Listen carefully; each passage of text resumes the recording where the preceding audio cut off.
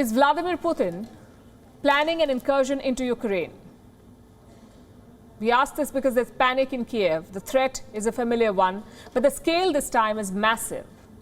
Let me show you satellite images. They were taken last week. This is the Russian town of Yelnya, about 260 kilometers away from the Ukrainian border.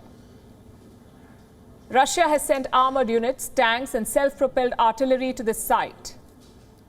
It has also sent 90,000 soldiers, 90,000 Russian soldiers, or so Ukraine claims. Kiev also says that Russian soldiers have been conducting drills in the region. After the above-mentioned command and personnel drills were over, units and divisions of the 41st Army remained in the European part of Russia, next to the town of Yelnya in Smolensk region at a distance of about 260 kilometers from the Ukrainian state border. It should be noted that the Russian Federation periodically resorts to the practice of transferring and accumulating military units in order to maintain tensions in the region and put political pressure on neighboring states. Russia has stationed highly trained soldiers near Ukraine. Reports say Moscow has sent the first Guards tank army to Yelnya. Now, this is a highly specialized force. It can conduct a range of operations from counterinsurgency to mechanized warfare. They're well equipped. Usually, Russia gives any new weapons it has to the first Guards tank army first. Now, this force is being deployed against Ukraine. Tells you how serious the situation is. Ukraine is doubling its deployments near the border, but that may not be enough. It has sought America's support. Officials from Kiev have paid a visit to Washington, D.C. They met with U.S. Secretary of State Antony Blinken. The Biden administration has expressed concern. The United States says it will come to Ukraine's defense if Russia escalates the situation. We don't have clarity into Moscow's intentions, but we do know its playbook.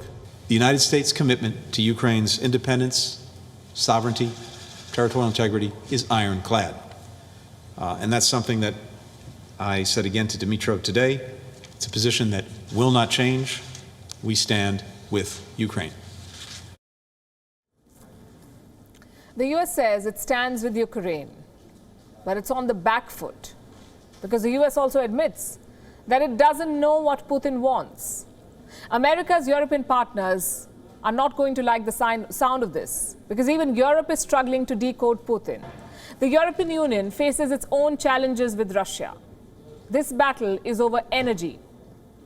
Russia has been accused of holding back natural gas supplies, and this is hurting Europe. Russia is Europe's main supplier. The region gets over 30% of its gas from Russia. Already, gas prices are at a record high. Prices have shot up by a whopping 400%. The demand is high, the inventories are low, and winter is coming. Europe may not have enough supplies for the season. In the month of August, Russia began pumping less gas to Europe. No one knows why, but many speculate this is about the Nord Stream 2 project. Nord Stream 2 is a proposed gas pipeline between Germany and Russia. It is being held up mainly because of opposition from the US. So Russia is punishing Europe by curbing gas supplies to the region. Now, the deployments at the Ukraine border and the move to curb Europe's energy supplies are not isolated issues. Vladimir Putin is essentially and clearly testing the West.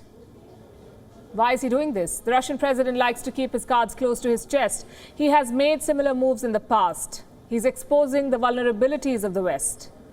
So far, Putin has managed to stay 2 steps ahead. But a migrant situation in Poland could undo his plans if it spins out of control. WION is now available in your country. Download the app now and get all the news on the move.